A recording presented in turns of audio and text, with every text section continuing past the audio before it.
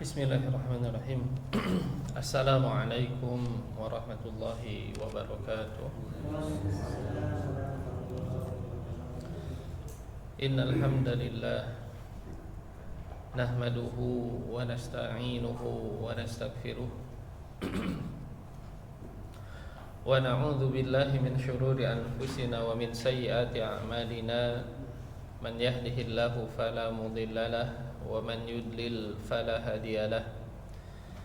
Ashhadu an la ilaha illallah wahdahu la syarika lah wa ashhadu anna Muhammadan abduhu wa rasuluhu alladzi la nabiyya ba'dah. Allahumma salli wa sallim wa barik ala nabiyyina Muhammadin wa ala alihi wa sahbihi wa man tabi'ahum bi ihsanin ila yaumiddin, amma ba'd. Hadirin bapak-bapak jamaah sekalian yang sama-sama mengharap ridha Allah Subhanahu wa taala.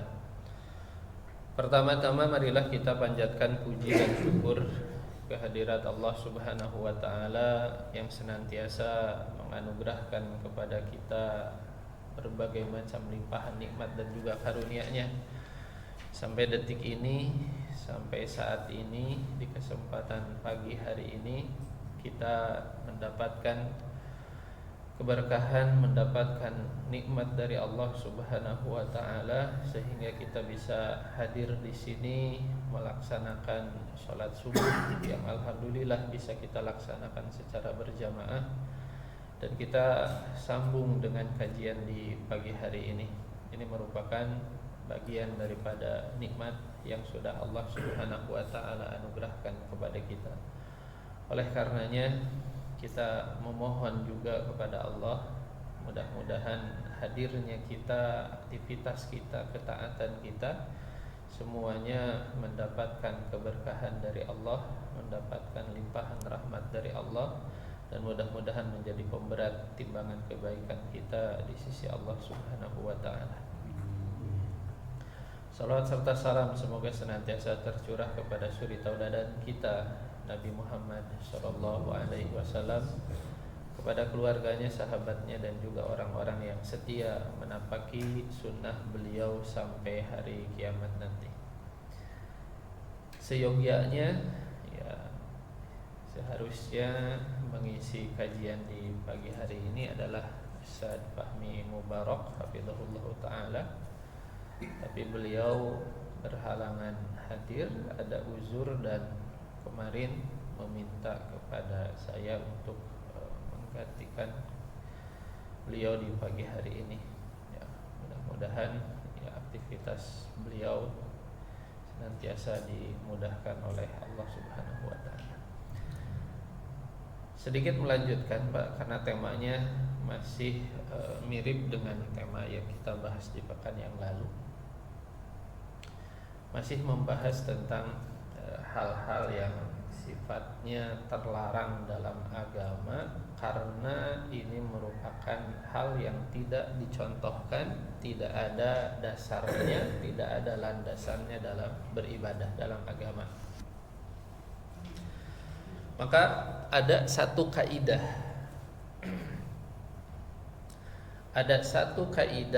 yang perlu untuk kita betul-betul memahami dan juga mengenal kaidah tersebut.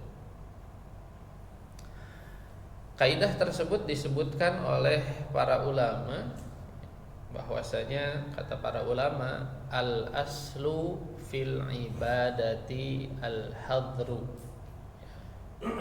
Itu kaidahnya. Apa tulis ya?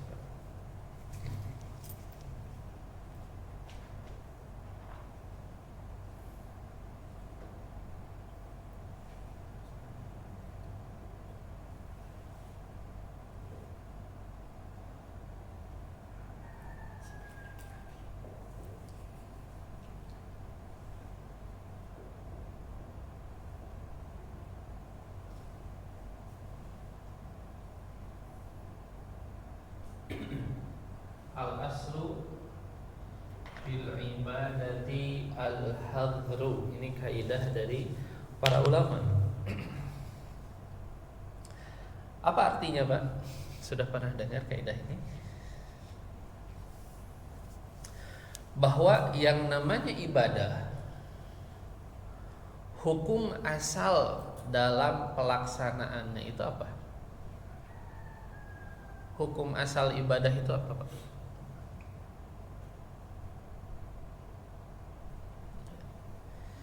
Ternyata kata para ulama, al-aslu fil ibadati al-hadru. Hukum asal dalam ibadah adalah haram, terlarang.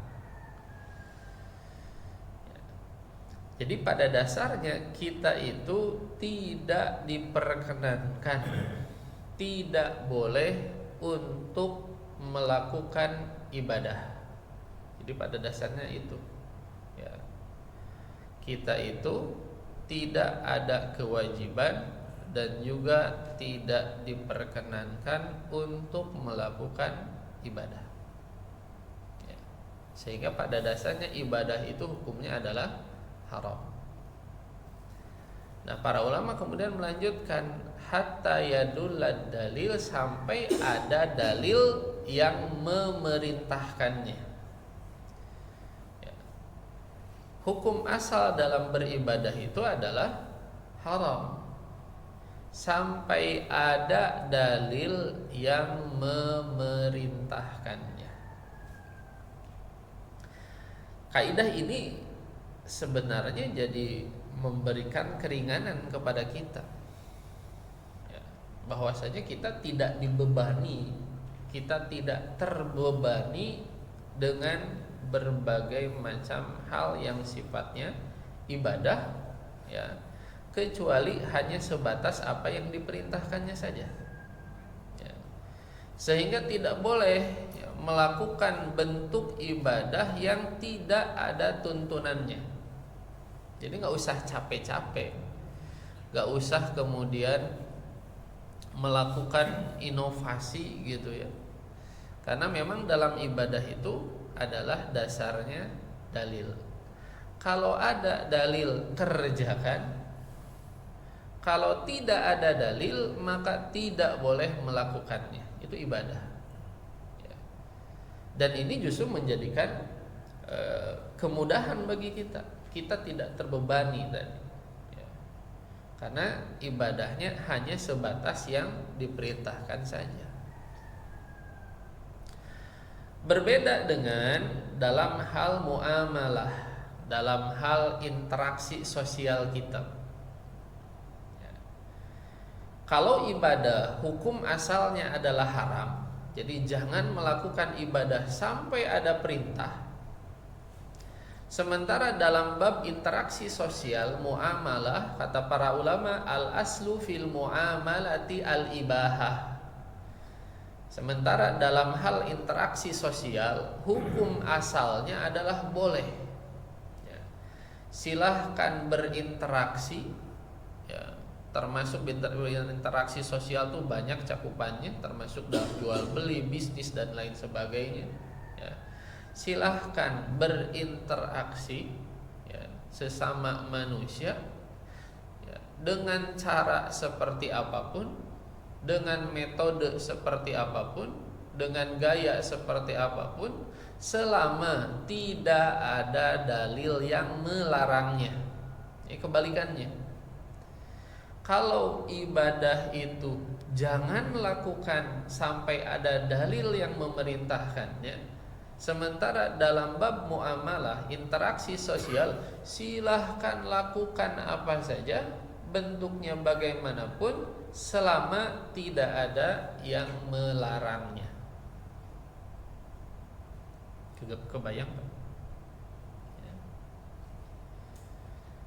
Maka agama ini mudah, makanya kata Nabi SAW, inna dina yusrun, agama itu mudah. Dalam hadis yang lain, ji'tu bil hanifiyati samha, ya, saya datang dengan membawa agama yang memberikan kemudahan. Dalam bab ibadah, ya, kita hanya boleh melakukan apa yang diperintahkan saja, ya. Kalau dalam hal diperintahkan, biasanya yang diperintahkan sedikit atau banyak, Pak? Sedikit, ya. Jadi yang ada dalilnya itu sedikit. Maka selebihnya, makanya kan kita tidak terbebani oleh berbagai macam ibadah yang sifatnya mahdhah gitu ya. Salat hanya 5 saja udah. Ya. Maka kalau ada orang yang melakukan sholat 5 waktu saja misalkan ya, kemudian tidak melaksanakan sholat sunat selama dia kemudian bertauhid kepada Allah, menjaga lisannya, maka dia akan mendapatkan jaminan surga dengan izin Allah Subhanahu wa taala. Sebagaimana ada sahabat yang bertanya, "Ya Rasulullah, ada seorang wanita ya, dia banyak sekali melakukan sholat, banyak sekali melakukan puasa gitu kan. Jadi sholat wajib dikerjakan, sholat sunat dikerjakan, saum wajib dikerjakan, saum sunat dikerjakan. Tapi kata sahabat tersebut, wa tu'dzi jiranaha, hanya saja wanita tersebut dia sering menyakiti tetangganya. Dalam riwayat lain lewat perkataannya. Banyak orang tersinggung karena perkataannya. Apa kata Nabi SAW? Hiya min ahlin nar. Wanita yang seperti ini penghuni neraka. Kemudian sahabat bertanya lagi, "Ya Rasulullah, ada wanita lain ya, sholatnya hanya yang wajib saja, puasanya hanya puasa wajib saja, ya, sedekah pun hanya hal-hal yang sederhana. Hanya saja wanita ini menjaga lisannya sehingga tidak ada orang yang tersakiti karena perkataannya." Apa kata Nabi? Hiya min ahlil jannah. Ya, wanita tersebut merupakan penghuni surga, mengerjakan yang wajib-wajibnya saja, tapi kemudian tidak ya, menyebabkan orang lain merasa tersakiti. Ya. Makanya dalam hal ini agama itu sangat memberikan kemudahan, sangat memberikan keleluasaan untuk masalah ibadah ya. Sifatnya adalah tauqifi. Kemarin kita sempat singgung tauqifi. Tauqifi itu adalah harus merujuk kepada dalil. Selama tidak ada dalil, maka tidak boleh melakukan ibadah. Kalau ada dalil, baru silahkan laksanakan ibadah. Beda dengan muamalah. Muamalah itu silahkan lakukan apa saja ya, sampai ada dalil yang melarangnya. Ya, dalam masalah muamalah ya, kita bersosialisasi, berinteraksi ya, termasuk dalam hal masalah bisnis, Islam memberikan keleluasaan, silahkan ya. Bisnis zaman dulu kan berbeda dengan bisnis zaman sekarang. Zaman sekarang dengan 5 tahun yang lalu model bisnisnya sudah berbeda gitu. Ya. Maka dalam hal ini silahkan mau bentuknya seperti apa, caranya seperti apa, metodenya seperti apa, silahkan lakukan. Ya. Berinovasi dalam hal muamalah, kecuali kalau ada dalil yang melarangnya. Misalkan bisnisnya mengandung unsur-unsur yang terlarang seperti riba, ya, goror, penipuan, judi dan lain sebagainya. Maka ini kaidah yang perlu untuk kita kenali, bahwa agama itu sangat memberikan keleluasaan dan kemudahan. Ya, salah satu bentuknya adalah bahwasanya dalam hal ibadah kita hanya boleh melakukan bentuk ibadah yang diperintahkannya saja, yang ada dalilnya saja. Yang tidak ada dalilnya tidak usah membebani diri sendiri. Ya, sementara dalam bab muamalah diberikan keleluasaan, lakukan dalam bentuk apapun selama tidak ada dalil yang melarangnya. Kemudian ada satu riwayat ya, yang terjadi di zaman sahabat, yaitu di zaman Abdullah ibn Mas'ud radhiyallahu anhu, salah seorang sahabat Nabi yang menjadi rujukan para sahabat yang lainnya, karena para sahabat itu berbeda-beda tingkatan keilmuannya ya. Ada sahabat yang memang khusus di bidang strategi perang kayak Khalid ya. Maka beliau tidak menjadi rujukan dalam bab ilmu-ilmu yang lain, karena beliau khusus kehidupannya ya, itu fokus di bidang perang.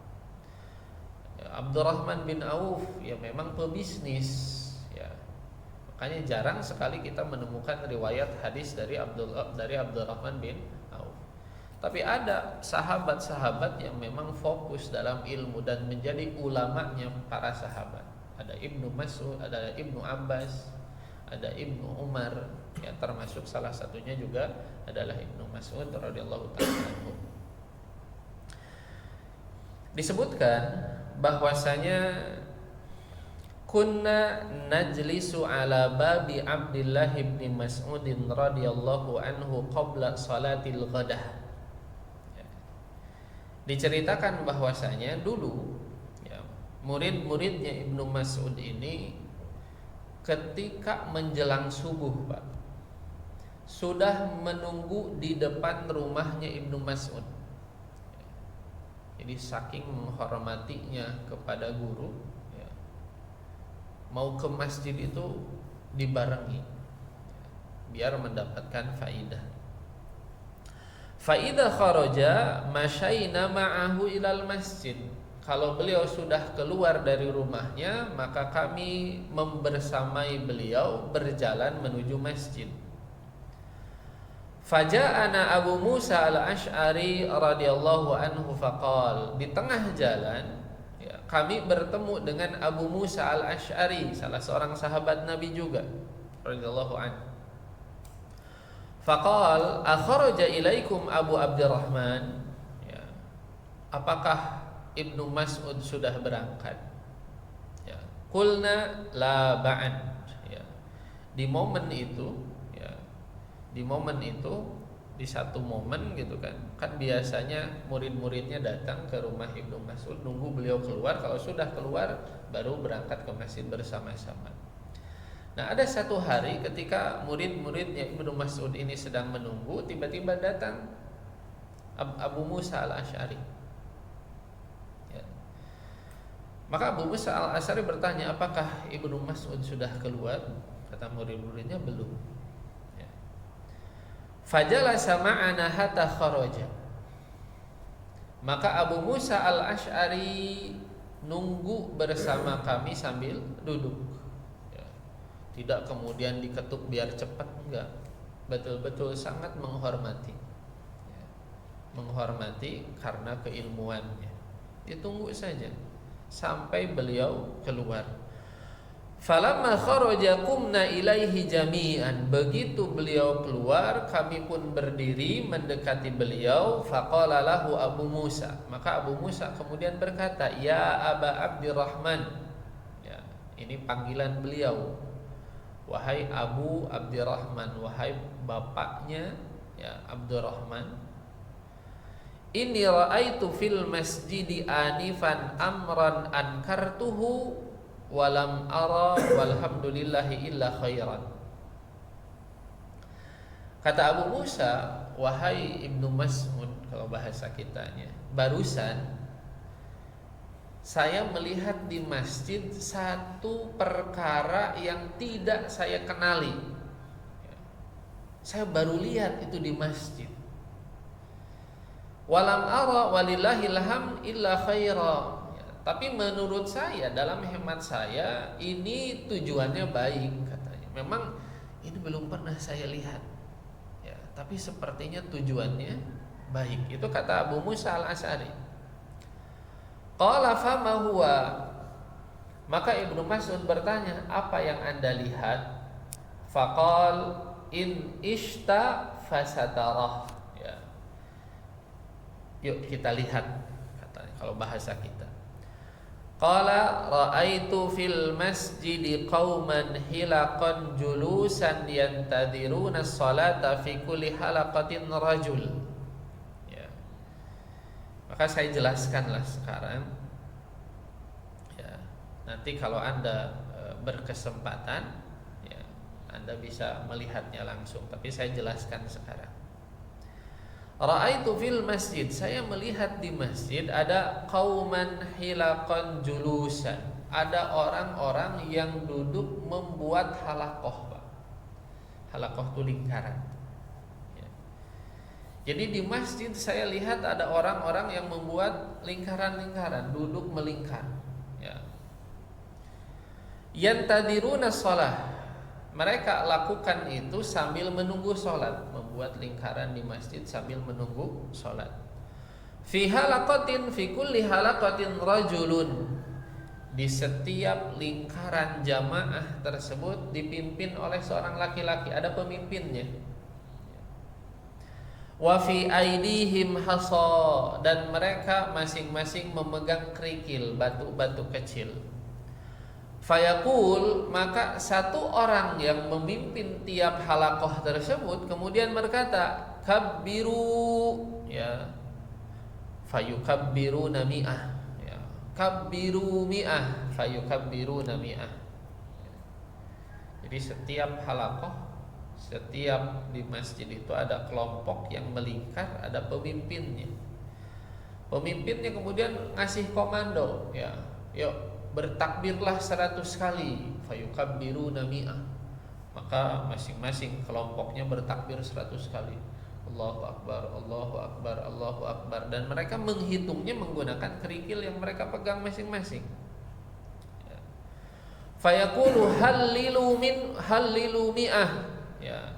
Bertahlillah 100 kali. Tahlil itu apa? Tahlil. Kalau takbir ucapan Allahu akbar. Kalau tahlil la ilaha illallah. Ya. Hallilu mi'ah, silahkan bertakbir 100 kali. Fayuhalliluna mi'ah. Maka masing-masing kelompok itu, ya, mengikuti instruksi komando dari satu orang tadi, kemudian melakukan tahlil la ilaha illallah, gitu kan, 100 kali. Fayaqulu sabbihu mi'ah, fayusabbihuna mi'ah. Ya, bertasbihlah 100 kali. Apa tasbih, Pak? Ucapan subhanallah. Ya. Jadi seperti itu, satu orang ngasih komando, ayo takbir 100 kali, ayo tahlil 100 kali, ayo tasbih 100 kali, diikutin bareng gitu ya. Fayaqul, maka ketika itu Ibnu Mas'ud bertanya, famada qulta lahum, ya, apa yang kamu katakan kepada mereka, wahai Abu Musa, ketika Anda tadi melihat fenomena seperti itu, yang kata Anda tadi ankar tahu, kamu tidak kenal, ya, tidak mengenali model seperti ini, ya, berarti apa? Di zaman sebelumnya tidak ada yang seperti itu. Kata Abu Musa yang seorang sahabat Nabi, ini tidak saya kenal, saya baru lihat yang seperti ini, ya. Tapi saya melihat bahwasanya tujuannya baik, karena tadi zikir gitu kan, itu kata Abu Musa. Maka Ibnu Mas'ud bertanya, apa yang kamu katakan kepada mereka melihat seperti itu, ya, apakah kamu mengatakan sesuatu, merespon apa yang kamu lihat tadi seperti apa? Qal ma qultu lahum syai'an intidhara ra'yika wa intidhara amrika. Saya tidak mengatakan apapun kepada mereka karena saya menunggu fatwa dari Anda, pandangan Anda seperti apa tentang fenomena yang saya lihat di masjid tadi. Gak berani Abu Musa, karena ini di luar, ya, pengetahuannya, karena tadi para sahabat itu berbeda level keilmuannya, ya. Tapi masing-masing semuanya mendapatkan keutamaan fadlus suhbah, ya. Jadi tingkatan kebaikan itu kan ada banyak, ya. Dan salah satu kebaikan yang hanya didapatkan oleh para sahabat itu adalah fadlus suhbah, keutamaan bisa menjadi sahabat Nabi SAW. Itu adalah satu level yang, ya, tidak dapat diraih oleh ulama-ulama yang lain sekalipun, ya. Imam Syafi'i, Imam Ahmad, Imam Malik, Imam Abu Hanifah memang memiliki keilmuan yang luar biasa. Tapi sekalipun ilmunya luar biasa, tidak mendapatkan keutamaan fadlus suhbah, pernah bersama dengan Nabi, yang menjadi sahabat Nabi SAW. Dan ini salah satu keutamaan, gitu. Jadi sekalipun level ilmunya berbeda-beda, tapi memiliki, ya tadi keutamaan yang sama, yaitu pernah menjadi sahabat Nabi Shallallahu Alaihi Wasallam, menjadi sahabat Nabi Shallallahu Alaihi Wasallam. Maka Abu Musa gak berani. Saya belum tahu jawabannya terhadap kasus yang seperti ini. Saya nunggu fatwa dari Anda, penjelasan dari Anda. Qal afala amartahum an ya'uddu sayyi'atihim wa dhaminta lahum an la yadi'a min hasanatihim. Kenapa Anda tidak menyuruh mereka untuk menghitung dosa-dosanya saja gitu? Ya, daripada melakukan itu, udah ingatkan saja ya. Lebih baik muhasabah. Ingat kembali amalan-amalan yang sudah dilakukan. Coba hitung-hitung kembali dosa apa saja yang sudah dikerjakan. Wa dhaminta lahum an la yadi'a min hasanatihim gitu kan. Dan kamu katakan bahwa tindakan seperti itu dengan melakukan muhasabah itu tidak akan menghilangkan kebaikan. Ya. Tetap akan dapat pahala dengan menghitung ya, berapa kesalahan, apa saja dosa yang sudah dilakukan. Bahasa sekarangnya muhasabah, itu tidak mengurangi kebaikan, itu tetap bernilai pahala. Tsumma madha wa madaina ma'ahu. Ya, kemudian kami pun berangkat. Ya, kan itu baru ditanyakan di depan rumahnya Ibnu Mas'ud. Kami pun berangkat. Ya, membersamai Ibnu Mas'ud hatta ata halaqatan min tilkal hilaq. Sampai Ibnu Mas'ud ya datang di depan salah satu halaqah ya yang ada di masjid tersebut. Ya, tadi halaqah tersebut. Fawaqafa alaihim, begitu sampai Ibnu Mas'ud berdiri di depan mereka. Faqal ma hadzal ladzi arakum tasnaun. Ibnu Mas'ud bertanya, apa ini? Ya. Apa yang sedang kalian lakukan ini? Itu pertanyaan Ibnu Mas'ud kepada halaqah tadi ya, yang isinya adalah zikir, takbir, tahlil gitu kan. Ya 100 kali kan zikir, yang namanya zikir kan berpahala gitu. Tapi Ibnu Mas'ud kemudian bertanya, apa ini? Apa yang sedang kalian kerjakan ini? Qalu, maka kata mereka, ya Aba Abdurrahman, wahai Ibnu Mas'ud, Hasan na'uddu bihi at-takbir wat tahlil wat tasbih. Ya. Ini kami wahai Ibnu Mas'ud ya membawa kerikil-kerikil ini kami gunakan untuk menghitung zikir-zikir kami. Kami hitung takbir kami hitung tasbih kami hitung tahlil kami gitu kan, biar memudahkan penghitungannya, maka kami gunakan ini.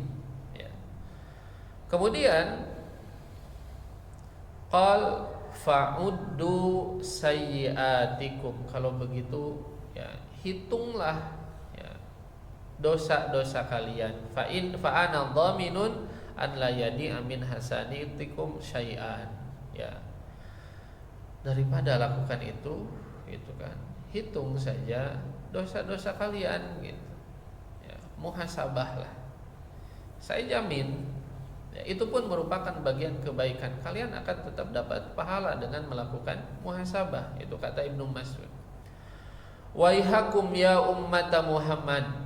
Ya, celaka kalian, itu bahasa orang Arab. Waihak ya, celaka kalian. Ma asra'a halakatakum. Ya, begitu cepatnya kalian binasa. Haula'i sahabatu nabiyyikum sallallahu alaihi wasallam mutawafirun. Ini masih banyak sahabat-sahabat Nabi bersama kalian. Wa hadhihi thiyabuhu lam tabul, dan pakaian beliau ya, belum usang. Wa aniyatuhu lam tuksar, ya, dan bejana beliau itu belum hancur. Jadi maksudnya adalah belum lama masa sekarang itu dengan masa Nabi Shallallahu Alaihi Wasallam. Belum lama masa ini dengan masa Nabi. Pakaian Nabi pun masih ada, pakaian beliau masih belum usang, ya, peralatan rumah beliau juga masih ada, belum hancur. Sahabat Nabi masih banyak, kok kalian begitu cepat menuju kebinasaan? Itu kata Ibnu Mas'ud radhiyallahu anhu. Walladzi nafsi biyadihi innakum la'ala millatin hiya ahda min millati Muhammad sallallahu alaihi wasallam. Ya. Au muftatihu babi dhalalatin. Maka kata Abdullah bin Mas'ud, demi Allah, apakah kalian merasa berada di atas agama yang lebih benar dari agama Muhammad sallallahu alaihi wasallam? Jadi kata Ibnu Mas'ud kemudian mengingkari. Kata Ibnu Mas'ud, apakah kalian merasa bahwa apa yang kalian lakukan ini lebih baik, lebih benar dari apa yang dibawa oleh Nabi Muhammad sallallahu alaihi wasallam? Ya. Coba kalau kita ditanya seperti itu, Pak. Ketika kita melakukan sesuatu, kemudian ya, ada seorang sahabat Nabi mengatakan, apakah kamu merasa, ya, dengan tindakan ini, dengan amalan ini, kamu merasa lebih baik daripada apa yang dibawa oleh Nabi Muhammad sallallahu alaihi wasallam? Ya, kan itu menggetarkan hati. Yang bilang bukan orang sembarangan, yang bilang adalah sahabat Nabi. Ya. Au antum muftatihuna baba dhalalah, ya, atau kalian mau menjadi pembuka pintu kesesatan. Ya. Tindakan seperti tadi yang dilakukan oleh orang-orang, ya, berkumpul sambil nunggu sholat, bikin kelompok melingkar, kemudian ada yang satu mengomandoi, ayo bertakbir 100 kali, bertasbih 100 kali, ya, kemudian bertahlil 100 kali. Kata Ibnu Mas'ud, ya, apakah dengan apa yang kalian lakukan ini kalian merasa lebih baik, lebih benar dari apa yang dibawa oleh Nabi Muhammad? Ataukah kalian mau menjadi pintu munculnya kesesatan? Itu kata Ibnu Mas'ud.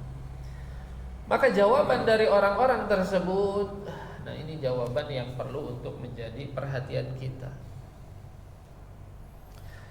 Kata orang-orang tersebut, wallahi ya Aba Abdurrahman, demi Allah wahai Ibnu Mas'ud, ma aradna illal khair. Ya.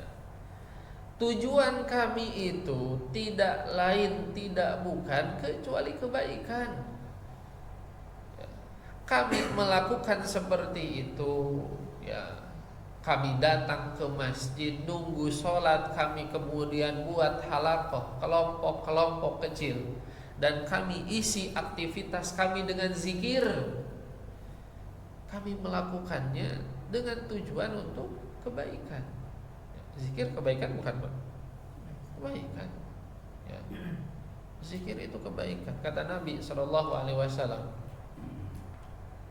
ketika ada seorang sahabat yang mengatakan, ya Rasulullah,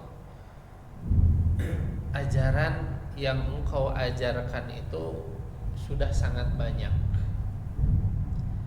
Kalaulah saya harus mengerjakan semuanya, tentu itu akan sangat menyulitkan sekali. Ya. Kata para ulama, maksudnya bukan hal yang wajib, tetapi amalan sunnah. Jadi amalan sunnah ini sudah banyak. Kalau dilakukan semuanya, ya, rasanya akan sulit gitu. Karena kan banyak sekali. Sholat sunat saja ada berapa, Pak? Ada berapa sholat sunat? Ya. Ada sholat rawatib, ada sholat yang membarengi sholat tapi bukan rawatib. Ada sholat sunat yang tidak ada kaitannya dengan sholat wajib duha, ya, syuruk, tahajud, witir, ya, dan lain sebagainya. Banyak. Sholat saja banyak. Belum yang lain, maka banyak sekali ya Rasulullah. Maka saya minta ya Rasulullah, tolong ajarkan kepada saya, pilihkan untuk saya satu amalan yang engkau sarankan agar saya konsisten melakukan amalan tersebut. Tolong pilihkan untuk saya satu amalan yang saya bisa lakukan secara konsisten dan itu menjadi amalan pribadi saya gitu kan. Masing-masing rata-rata itu punya amalan khusus pribadi gitu. Ada yang ngambil amalan ini dari apa yang diajarkan oleh Nabi, ya, amalan sunnah yang dijadikan kekhususan pribadi gitu ya. Misalkan Aisyah radhiyallahu anha, ya, itu beliau rajin sholat duha, ya. Kemudian Abu Hurairah, ya, Abu Hurairah itu di antara amalan khusus yang diajarkan oleh Nabi untuk Abu Hurairah itu adalah saum ayamul bid, saum 3 hari di bulan setiap bulannya gitu kan, witir, ya. Jadi sahabat itu ada amalan istimewanya masing-masing. Bagi saya yang mudah itu ini, ya. Dan kalau tidak salah pernah kita bahas kan, bahwasanya kan disebutkan afdalul amal ahabul amali ilallahi adwamuha wa in qalla. Amalan yang paling dicintai oleh Allah itu yang kita lakukan secara konsisten sampai kita meninggal dunia. Wa in qalla, sekalipun secara kuantitas itu sedikit, ya. Jangan kemudian ngejar bisa mengerjakan semua tapi kemudian terhenti gitu. Seiring berjalannya umur terhenti, jangan. Ya. Tapi ambil satu amalan di antara yang sunnah, ya. Kalau yang wajib kan udah jelas semua kena. Di antara yang sunnah ambil satu amalan, ya, yang mana amalan tersebut bisa kita kerjakan sampai kita tutup usia. Maka itu akan menjadi ahabul a'mali ilallah, amalan yang paling dicintai oleh Allah. Ya. Abdullah bin Amr bin As radhiyallahu anhu datang kepada Nabi, ya Rasulullah, saya mau saum. Ya. Kata Nabi, saum saja ayamul bid, 3 hari dalam sebulan. Ya. Kata Abdullah bin Amr bin As, ya Rasulullah, itu terlalu sedikit. Saya mampu, ya, lebih dari itu. Kata Nabi SAW, kalau gitu silahkan saum Senin Kamis. Kan kalau tadi sebulan 3 kali, kalau Senin Kamis berarti sebulan berapa kali, Pak? 8 kali, ya. Kata Abdullah bin Amr bin As, itu masih terlalu sedikit untuk saya, ya.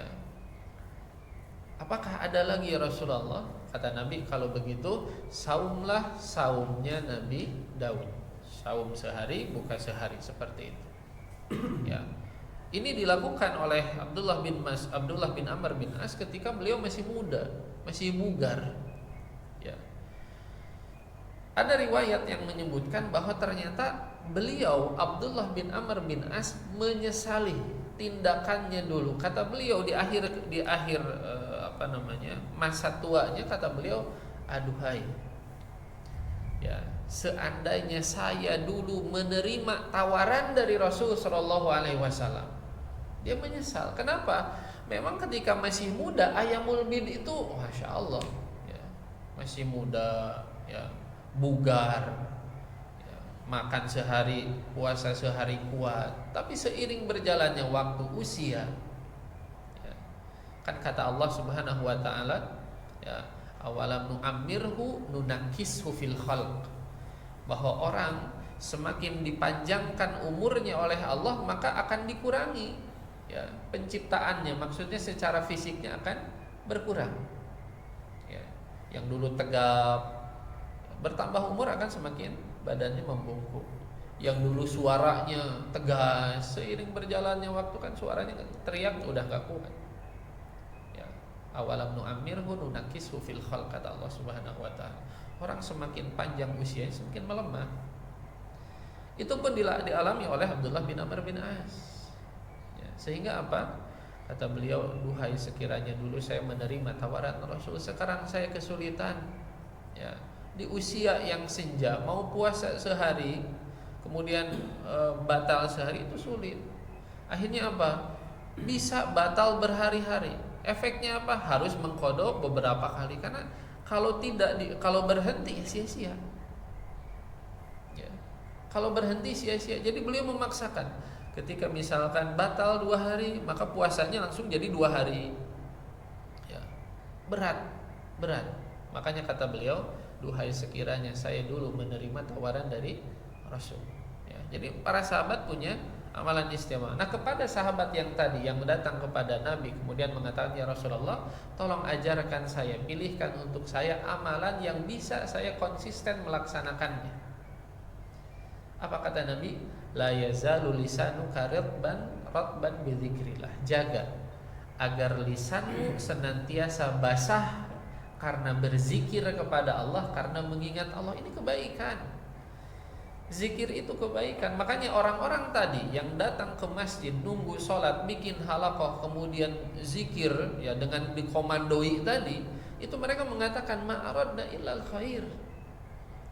Tujuan kami kebaikan, tujuan kami ingin pahala lewat zikir ini. Ya. Tapi jawaban dari Ibnu Mas'ud ya, ini adalah jawaban yang harus menjadi patokan ya dalam kehidupan kita juga.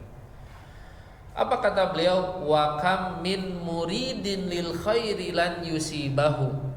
Ya, betapa banyak orang yang ingin kebaikan tapi tidak mendapatkannya. Memang tujuannya kebaikan, tapi dia nggak dapat.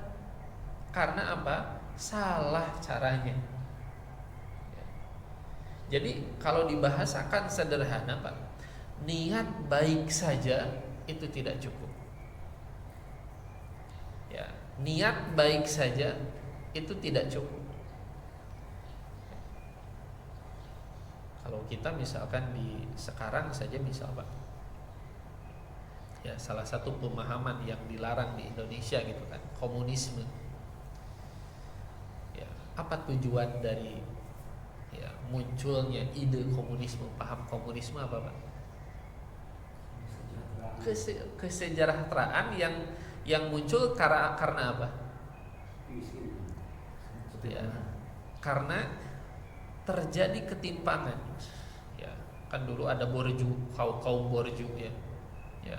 Jadi ada kaum borju, ada kaum proletar. Ya, ketimpangan sosial. Maka mereka ingin, orang-orang yang berpemahaman komunis ini ingin agar masyarakat itu sejahtera dengan cara apa? Dibuat tatanan masyarakatnya sama, egaliter. Ya. Jadi menurut mereka masyarakat akan makmur, masyarakat akan adil kalau semua masyarakatnya sama. Ya. Tidak ada lagi strata sosial. Ya. Bahkan semua masyarakat gajinya sama, kan seperti itu. Di beberapa negara yang sampai sekarang masih menganut paham itu, di Amerika Selatan ya, itu apa namanya, orang mau kerja, yang kerja 20, yang kerja misalkan 8 jam, yang kerja 10 jam, yang kerja 5 jam ya, gajinya sama atau beda, Pak? Sama ya. Kuba, kalau saya negara Kuba atau apa ya, mau jadi apapun profesinya gajinya sama. Akhirnya apa? Ekonomi menurun. Karena apa? Ya ngapain capek-capek? Kalau ternyata hasilnya sama, yang 5, yang 10, yang 8, yang ngapain juga capek-capek? Ya. Jadi paham komunisme ya, tujuannya itu adalah ingin menciptakan kemakmuran dengan cara apa? Menghilangkan strata sosial, biar semua egaliter sama. Ya. Jadi tujuannya terlihat kan baik, tapi apakah cara yang ditempuhnya sama? Baik kan? Enggak juga, ternyata salah. Makanya tadi, niat baik saja tidak cukup. Ini dalam hal yang sifatnya hubungan sosial, niat baik saja nggak cukup. Apalagi dalam hal ibadah ya.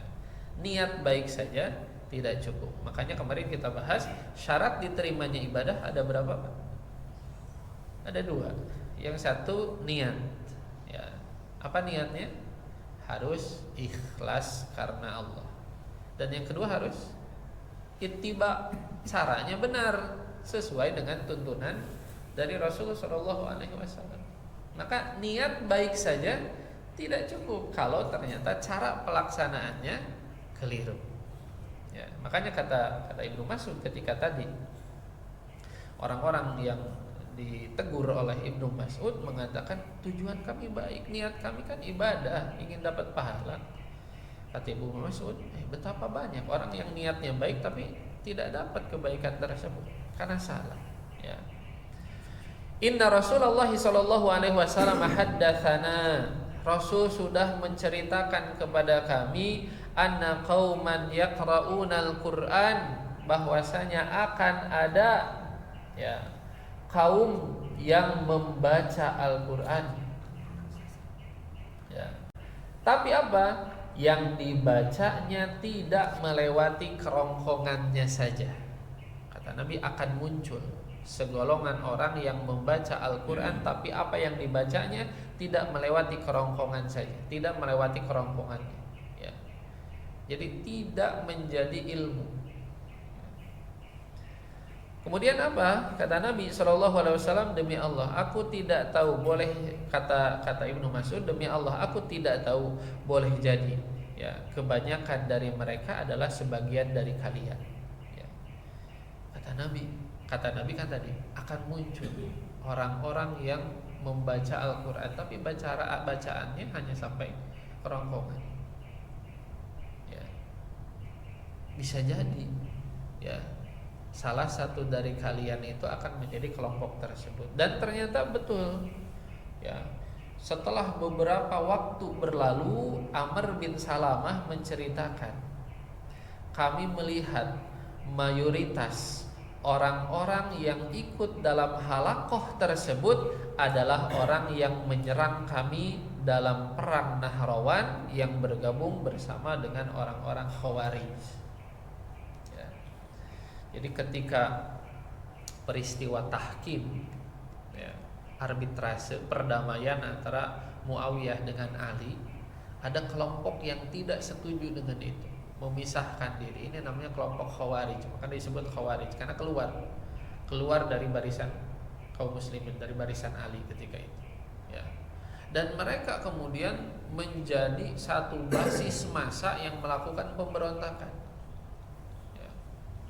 Kata Amr bin Salamah tadi, ternyata orang-orang yang memberontak ini, memerangi kami dalam perang Nahrawan adalah orang-orang yang dulu kami lihat tadi di masjid sedang melakukan zikir dengan cara berhalaqah dan dikomandoi oleh satu orang ya.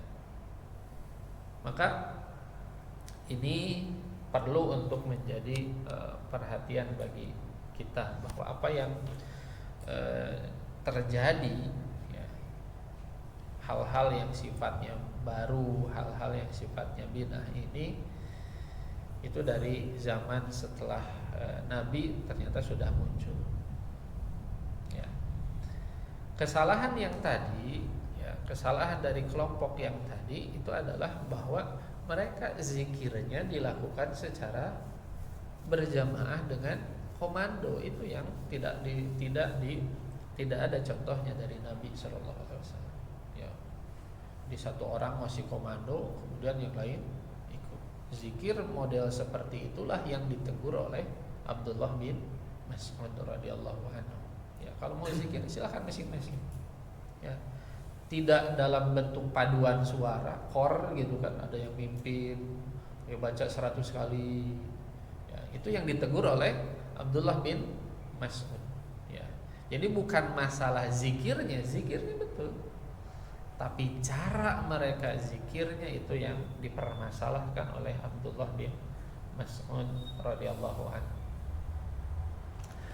Nah, para ulama kemudian membahas dalam tinjauan syariat ya, bid'ah itu bisa dibagi menjadi dua ya. Ada namanya bid'ah hakikiyah, ada yang namanya bid'ah idhofiyah. Bid'ah hakiki ya, yaitu yang murni bid'ah. Bid'ah hakiki itu kalau kita bahasakan murni bid'ah ya. dan ada bid'ah idhafi, bid'ahnya dari aspek tambahan. Ya. Dijelaskan oleh Imam Asy-Syatibi dalam kitab Al-I'tisam. Ya, kemarin kita sempat singgung ya, tentang ada nggak kitab yang membahas secara khusus. Ada, salah satunya Al-I'tisam. Kata Imam Asy-Syatibi rahimahullah, beliau menjelaskan definisi dari bid'ah hakiki. Kata beliau adalah hiyallati lam yadulla alaihi dalilun syar'i la min kitabin wala min sunnatin wala ijma'in wala istidlalin mu'tabar inda ahli ilmi la fil jumlah wala fil tafsil. Ya. Bid'ah hakiki adalah bid'ah yang tidak ada dalil syar'inya sama sekali. Jadi tidak ada dalil sama sekali.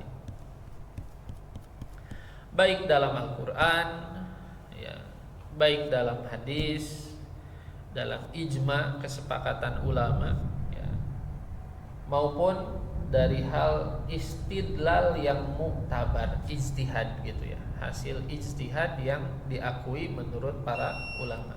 Jadi bid'ah hakiki sebagaimana tadi kita simpulkan adalah yang murni bid'ah, tidak ada landasan sama sekali.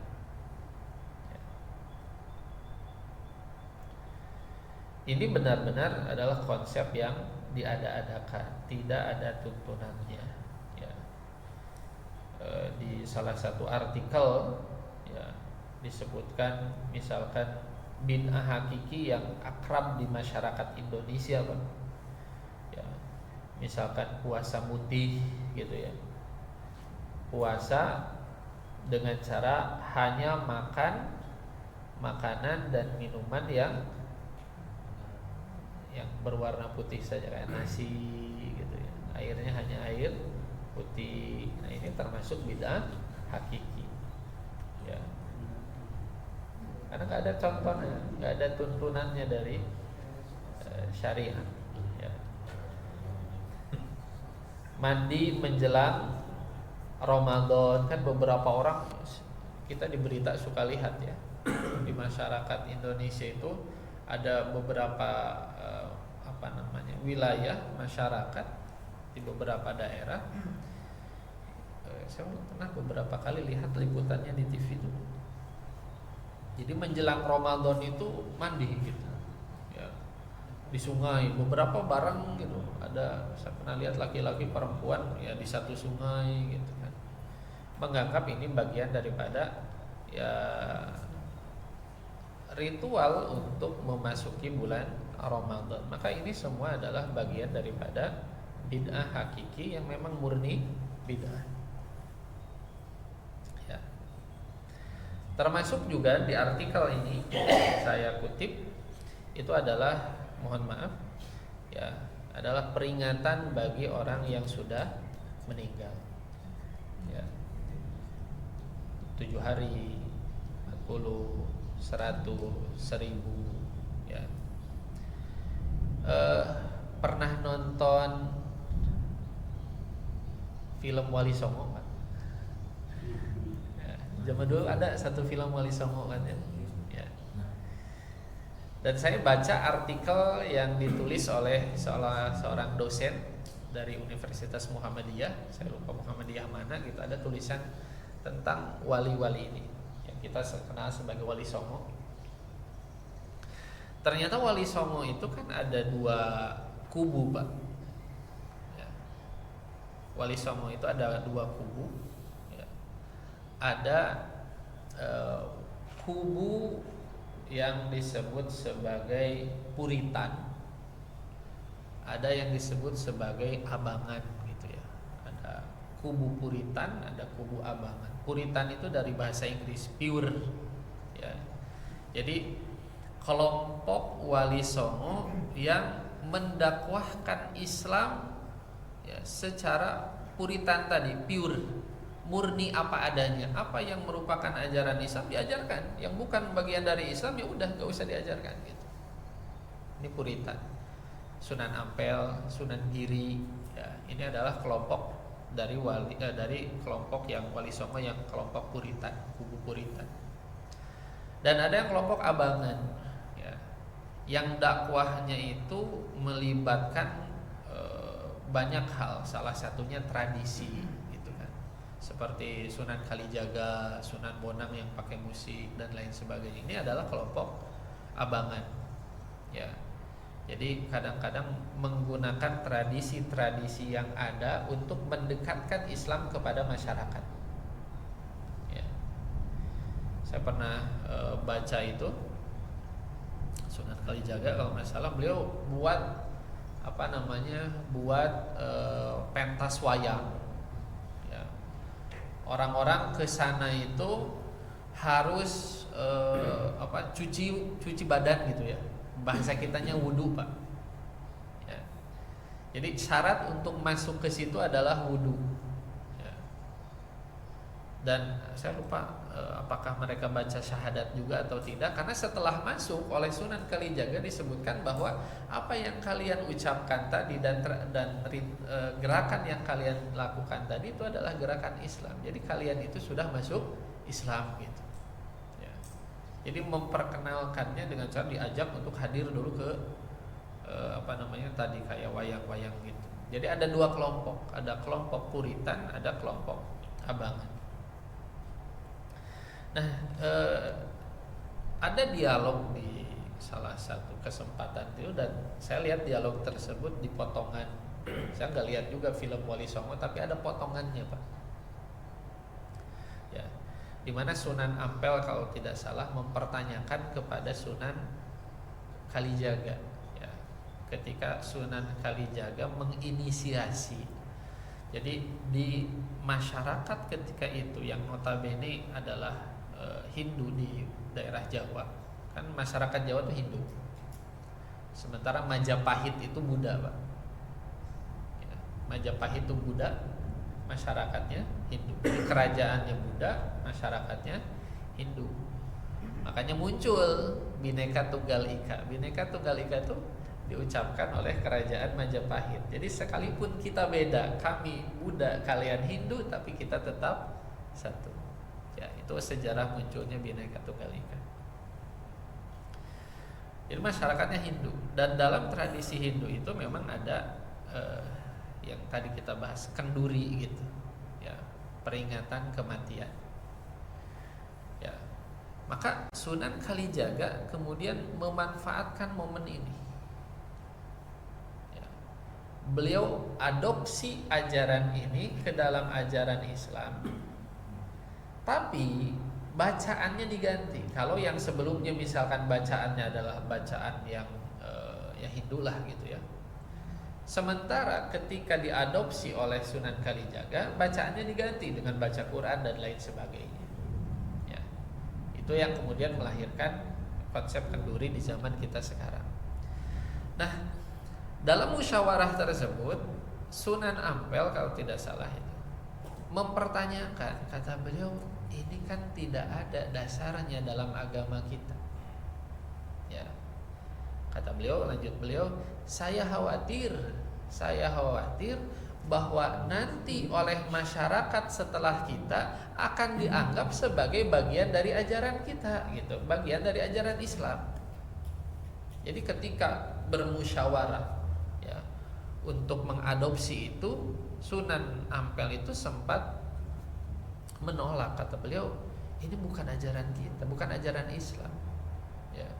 Kalau kita gunakan ini, ya, kita lakukan ini, khawatir oleh masyarakat generasi setelah kita kemudian menganggap ini sebagai bagian dari ajaran Islam. Ya. Sunan Kalijaga menyadari, ya, betul apa yang menjadi keberatan dari Sunan Ampel. Hanya saja ya kita berharap saja ya bahwasanya nanti ada orang-orang yang akan mengingatkannya ya. Jadi resiko itu sudah disadari oleh para sunan ketika itu, khususnya adalah Sunan Ampel. Karena tadi Sunan Kalijaga itu memang konsep dakwahnya adalah pendekatan secara sosiokultural. Budaya diambil gitu kan, kemudian dirubah dengan gaya-gaya Islam, dimasukkan unsur-unsur Islam di situ. Ya. Nah, salah satunya adalah kenduri kematian tadi. Ya. Hanya kemudian Sunan Ampel merasa keberatan karena khawatir ini dianggap oleh kaum muslimin sebagai bagian dari ajaran Islam. Ya. Nah, Sunan Kalijaganya berharap ya mudah-mudahan ya nanti akan ada orang yang akan mengingatkan masyarakat tentang hal ini. Gitu. Jadi konsep dari peringatan bagi yang sudah meninggal ya, sampai 7 hari, 40, 100 ribu itu pada dasarnya adalah tidak ada dalam Islam ya, termasuk yang bid'ah hakikiyah tadi ya. Bahkan ada satu buku Pak, satu buku dikarang oleh orang Hindu di Bali. Kata orang Hindu di Bali tersebut, dalam bukunya dia menulis ya, kami di Indonesia memang minoritas ya. Secara jumlah kami minoritas, tetapi secara ritual justru kamilah yang paling banyak diamalkan oleh masyarakat ya.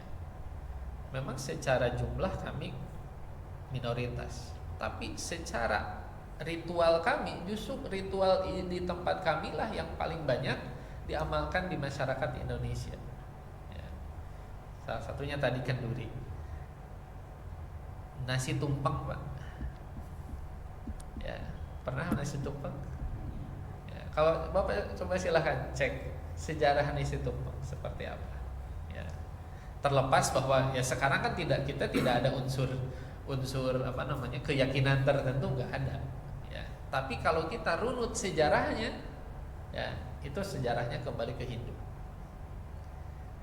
Termasuk ketupat lebaran ya. Ketupat ya, itu bagian daripada keyakinan Hindu zaman dulu. Ketika hari raya, orang-orang Hindu itu menggantungkan ketupat di rumah-rumah mereka ketika hari raya. Untuk apa ketupat tersebut? Untuk arwah anak-anak kecil.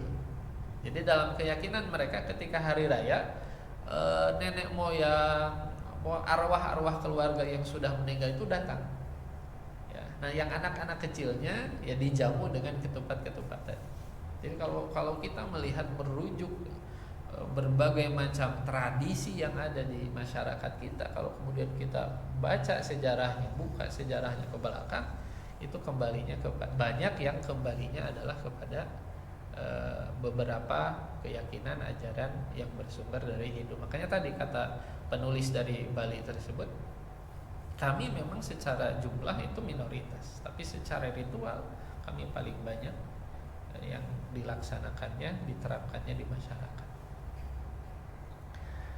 Kemudian ada juga yang namanya bid'ah idhofiyah tadi ya.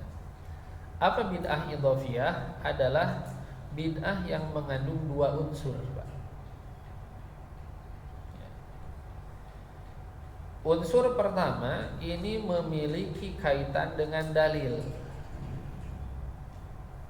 dan unsur yang kedua ya, nah, unsur yang menjadi aspek bid'ahnya. Jadi bid'ah idhofiyah ini adalah ya sisipan-sisipan dalam ibadah. Ibadahnya ada, tapi kemudian muncul sisipan-sisipan. Maka bid'ah idhofiyah itu adalah sisipannya tadi ya.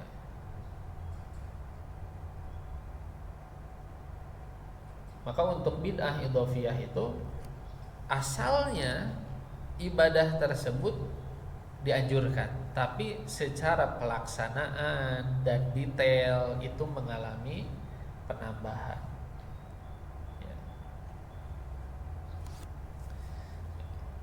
Contohnya apa Pak? Contohnya apa Pak? Ya. Ada, kita kadang suka menemukan di beberapa tempat gitu ya Pak, di beberapa masjid imam kalau mau sholat itu ada yang baca qul a'udzu birabbin nas ya, a'udzubillahi minasyaitonirrajim, bismillahirrahmanirrahim, qul a'udzu birabbin nas malikin nas dan lain sebagainya. Sholatnya betul ya, sholatnya dianjurkan, ada dalilnya. Tapi tadi sebelum sholat dia baca surat-surat tertentu, bacaan-bacaan tertentu. Nah itulah yang disebut sebagai bid'ah idhofiyah ya.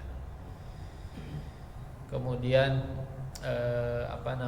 membaca sholawat ya, ini di artikel ini membaca sholawat antara azan dan iqamah kan suka ada ya Pak ya, bacaan-bacaan tertentu sambil nunggu iqamah kan di beberapa masjid suka ada bacaan-bacaan tertentu ya. Maka itu tidak ada ya.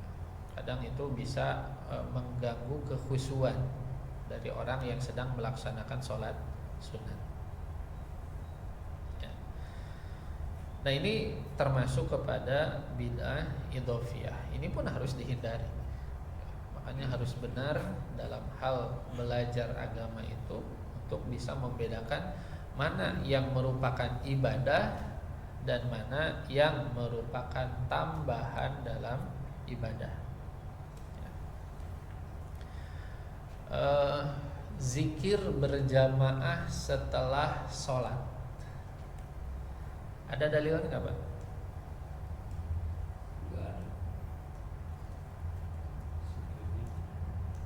Ada dalilnya nggak? Zikir berjamaah setelah sholat. Dalilnya ada ya. Dalilnya ada. Hadis sahih riwayat Imam Bukhari. Diriwayatkan dari Ibnu Abbas.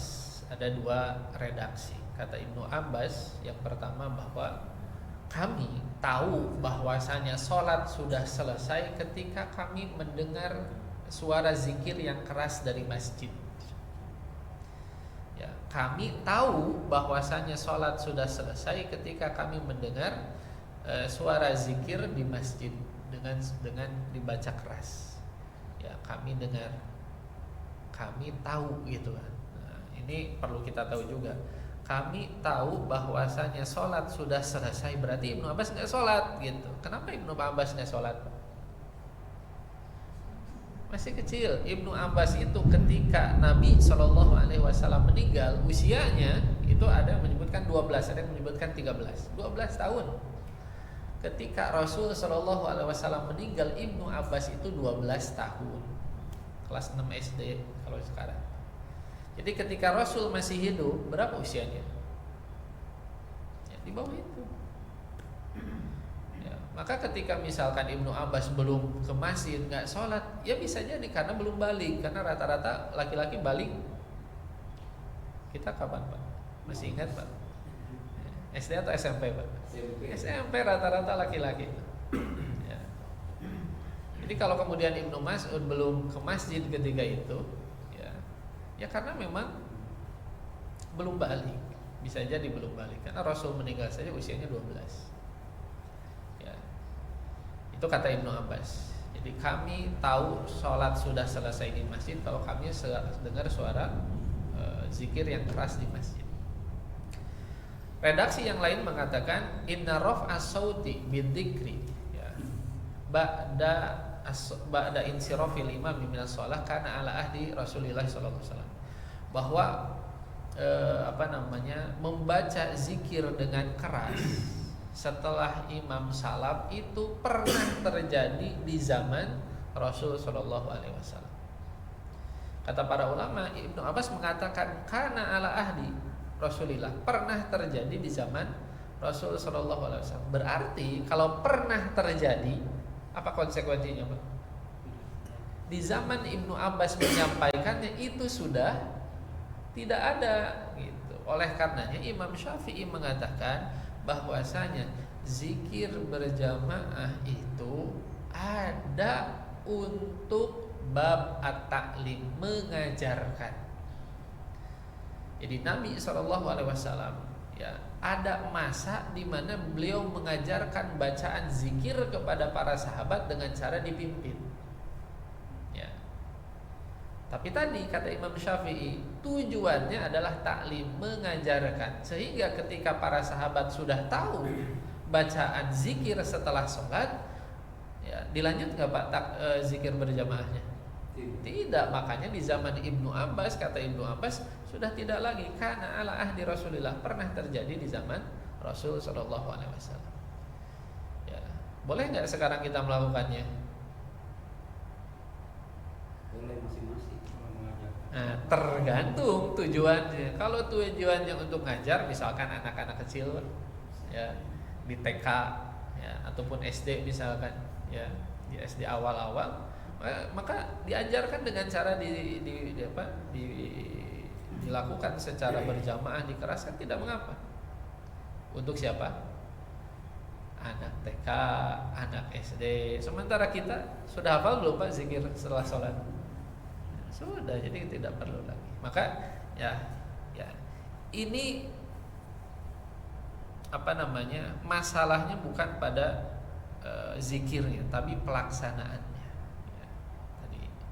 Jadi ini termasuk yang idofi, bukan yang hakiki. Karena zikirnya ada, hanya saja pelaksanaannya tidak sesuai. Karena dulu dikeraskan berjamaah itu, kata Imam Syafi'i, tujuannya adalah untuk mengajarkan. Ya. Kemudian pembagian yang lain,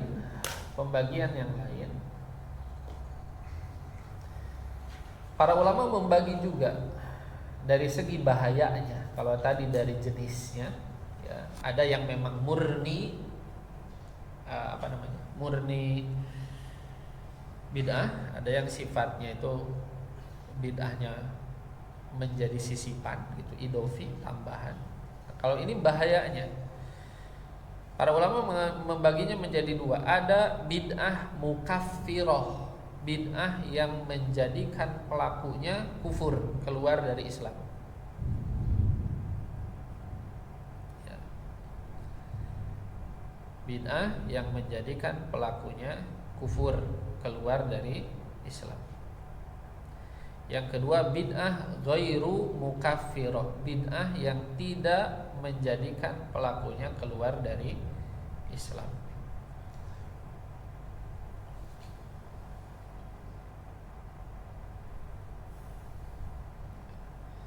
Apa saja Pak bid'ah mukaffirah? Ya, para ulama menyebutkan ini ya adalah contoh-contoh bid'ah yang muncul disertai dengan hadirnya beberapa sekte dalam Islam. Ya, ada muncul Syiah. Ya. Syiah itu kan bermacam-macam ya. Yang paling bahaya itu adalah Syiah Imamiyah atau Isna Asyariyah. Imam Syiah 12 imam. Ya.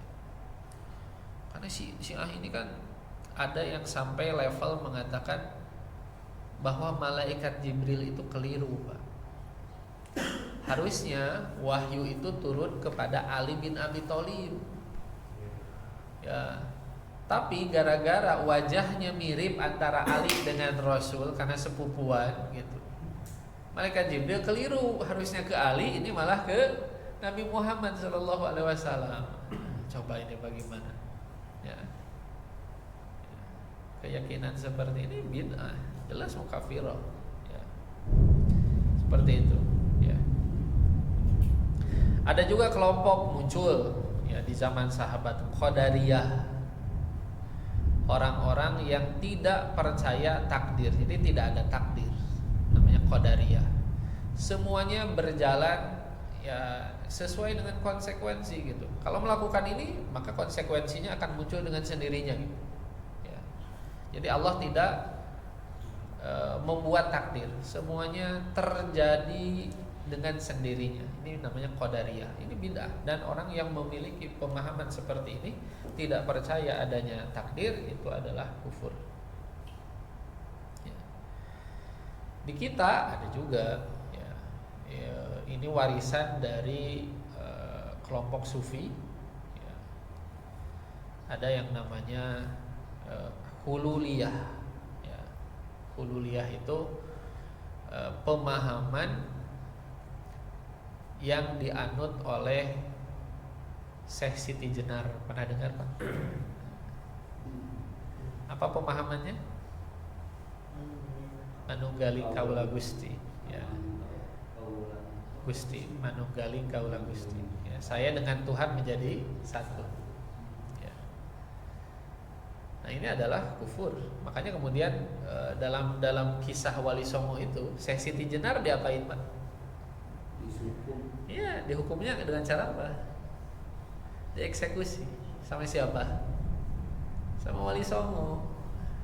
Kenapa? Ini adalah kufur, ya, mengeluarkan dari Islam. Ya. Hukumnya adalah sama dengan murtad, dan hukuman murtad selesai. Tapi kan kata itu ada prosesnya Pak. Ya. Diminta orang-orang yang seperti ini diminta tobat dulu. Ya. Diajak diskusi, diminta tobat, dikasih tahu. Kalau ternyata masih ngeyel, baru kemudian dieksekusi. Tapi banyak kemudian anggapan-anggapan bahwa ini adalah ilmu yang benar.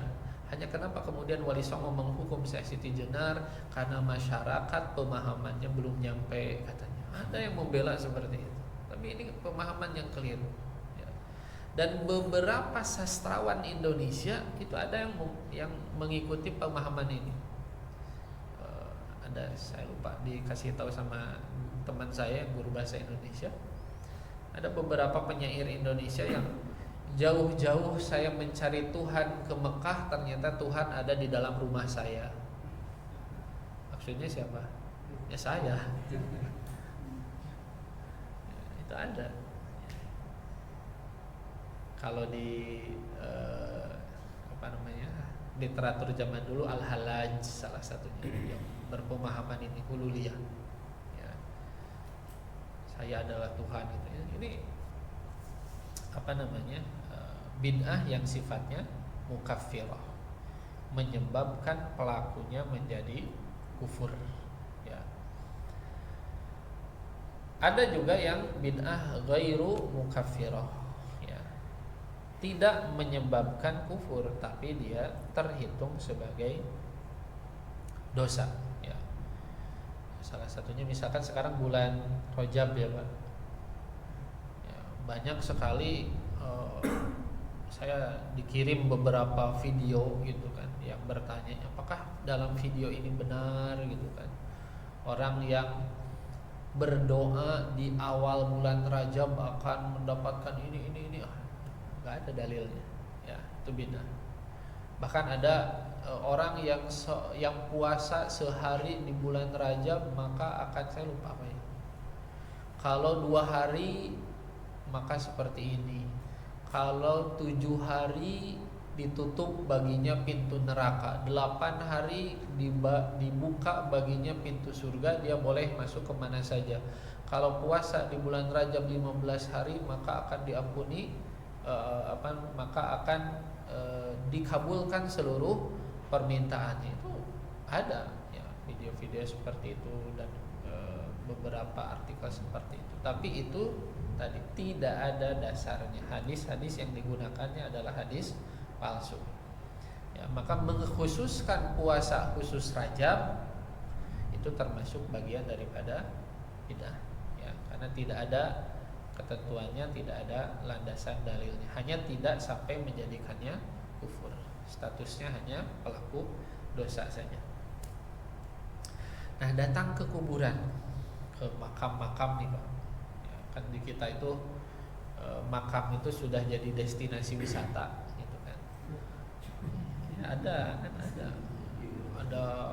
apa, rombongan mau turnya kemana? Ke makam ziarah ya.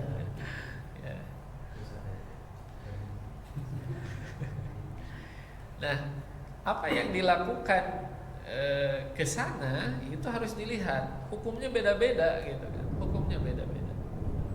Kalau kemudian dia sampai meminta bersujud gitu kan di situ, ya, sholat di situ, bersujud ke makam tersebut, ya, itu bisa masuk ke dalam kategori bid'ah mukaffirah.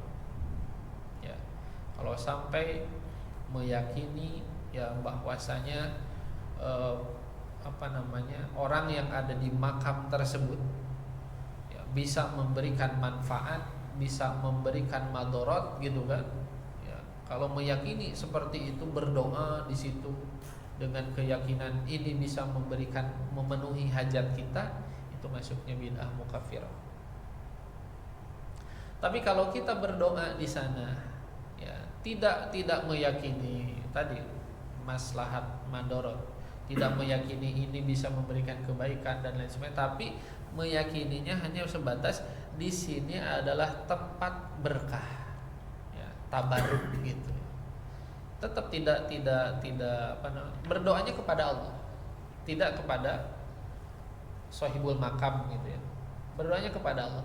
Hanya dia meyakini di situ nilainya berbeda, ada keberkahan. Maka ini pun bid'ah, tapi bid'ahnya tidak termasuk kepada mukaffirah. Jadi harus dilihat ya. Kalau itu adalah hal-hal yang ada muatan dengan akidah ya, muatannya adalah dengan keyakinan ya, banyaknya bid'ah yang dalam keyakinan ini banyaknya ya, tidak selalu banyaknya ini termasuk kepada yang mukaffirah. Tapi kalau hal yang sifatnya ibadah ya, banyaknya itu adalah ghairu mukaffir. Beberapa menyebutnya mufassiqah ya. Jadi fasik, dosa gitu. Maka ini hal-hal yang menjadi perhatian bagi kita ya, bahwasanya sebagaimana disebutkan di awal, ibadah itu sifatnya tauqifi ya. Bahwasanya tidak boleh melakukan ibadah kecuali kalau ada dalilnya saja ya. Khawatirnya tadi masuk ke dalam kategori bid'ah ya. Bukan mendapatkan pahala, inginnya sih berpahala ya, tapi ternyata jatuhnya kepada dosa. Dan kita ingat juga dialog antara Ibnu Mas'ud dengan orang-orang tadi ya, Ibnu Mas'ud menegur tindakan mereka bahwa apa yang mereka lakukan ini bid'ah. Kata mereka, kan niatnya baik ya, niatnya ingin dapat pahala. Kata Ibnu Mas'ud, ya tidak semua niat baik itu berakhir baik gitu.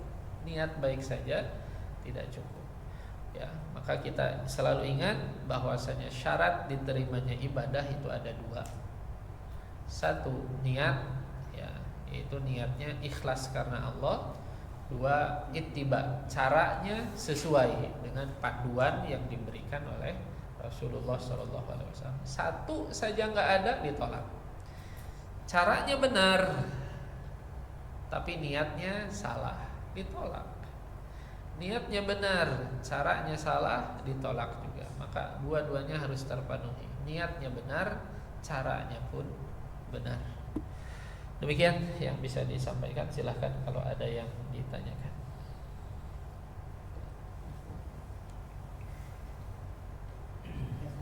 Silahkan. Assalamualaikum Ustaz. Waalaikumsalam warahmatullahi. Seringkali kita agak kesulitan ya memetakan lah ini kategorinya apakah muamalah atau ibadah ya. Jadi misalkan yang sering menjadi perhatian, merayakan ulang tahun itu kelihatan ibadah atau muamalah. Ya. Kemudian juga misalkan ini ada fenomena teman cerita dia dia salah satu anggota pengajian gitu ya, itu ada maklumat dari Ustaznya gitu, kalau capres yang mereka inginkan itu terpilih, nanti bacaannya adalah innalillahi wa inna ilaihi raji'un. Tapi iya kalau terpilih, kalau nggak terpilih bacaannya alhamdulillah dan apa lanjutannya itu. Nah, hal yang semacam itu masuk dalam kategori seperti apa? Muamalah atau dimaksud ada ibadah? Kemudian yang kedua Ustaz,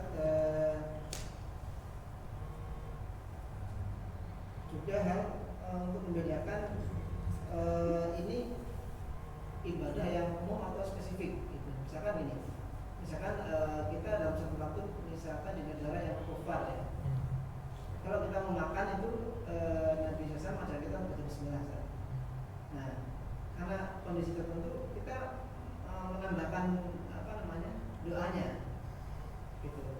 Ya Allah, ini saya nggak mengetahui makanannya benar-benar halal atau enggak, tapi mohon kehalalan dari makanan saya gitu. Bismillah gitu. Nah itu jatuh pada bid'ah atau enggak Ustaz? Baik. Sebelum jatuh. Oke, terima kasih atas pertanyaan. Ya. Ibadah dengan muamalah ya. Kalau kemudian kita ambil ya, ibadah dengan makna umum, ya pada dasarnya setiap aktivitas muslim itu ibadah, bisa bernilai ibadah. Makanya kata Ali bin Abi Thalib, hayatuna kulluha ibadah, hidup kita itu semuanya ibadah. Itu kalau diniatkan. Tapi sebenarnya ibadah itu ya lebih kepada aspek-aspek yang mahdhah, yang sudah ditentukan berbentuk ritual ya. Jadi untuk dasarnya ibadah itu yang sifatnya ritual ya. Kalau yang muamalah ya, yang tidak ritual, tidak ada panduan khususnya ya, syariat memberikan keleluasaan, biasanya itu masuknya dalam aspek muamalah. Nah, kalau ulang tahun gitu, apakah ulang tahun ini ibadah ataukah muamalah? Maka ulang tahun ini termasuk kepada muamalah ya, ulang tahun ini termasuk kepada muamalah. Dan muamalah itu tadi konsepnya apa? Pada dasarnya boleh sampai ada yang melarangnya. Jadi kalau ibadah jangan dilakukan sampai ada yang memerintahkannya. Kalau muamalah lakukan sampai ada yang melarangnya. Ya, maka dalam hal ini ulang tahun itu muamalah. Pertanyaannya, ada tidak larangannya? Ada tidak?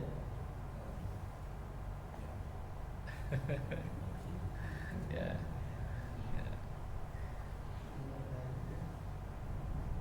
Larangannya apa? Tasyabuh gitu. Ya. Jadi larangannya adalah ada aspek ya, menyerupai orang-orang non-muslim, orang-orang kafir pada satu hal yang menjadi karakter mereka ya. Jadi tasyabuh dengan orang kafir itu tidak selamanya dilarang. Tasyabuh dilarang dalam hal yang menjadi aspek yang bersifat identik dengan mereka ya. Kayak misalkan pakai jas Pak, pakai taksido ya, jas. Jas dari mana Pak? Munculnya jas dari mana? Orang muslim atau non muslim? Terus kita pakai jas gak? Tasabuh dong ya.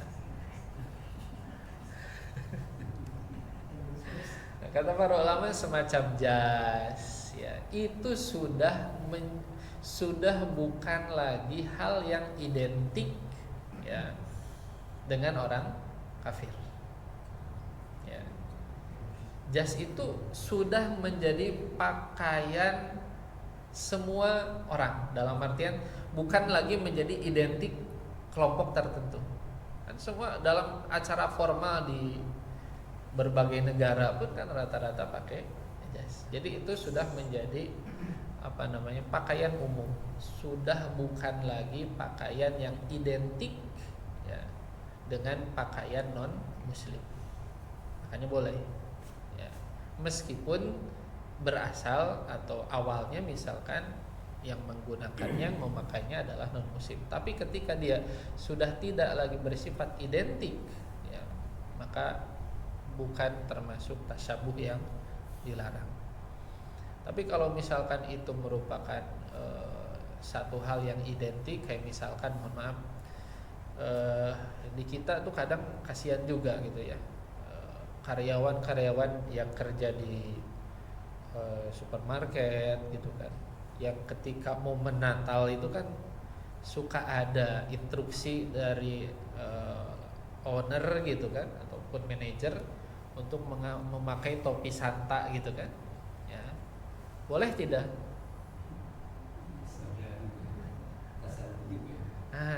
Ya itu tidak boleh. Kenapa? Karena topi Santa itu identik gitu. Topi yang jelas menunjukkan kepada keyakinan tertentu. Ya. Maka ketika sifatnya ini adalah identik merujuk kepada karakter dari non muslim, maka tidak boleh untuk dilakukan. Itu termasuk tasyabuh yang dilarang. Ya. Kemudian terkait dengan sebelum makan ada lagi nggak? Tadi ada ya kalau nggak salah. Maklumat itu capresnya. Oh, capres ya. Apa? Ya.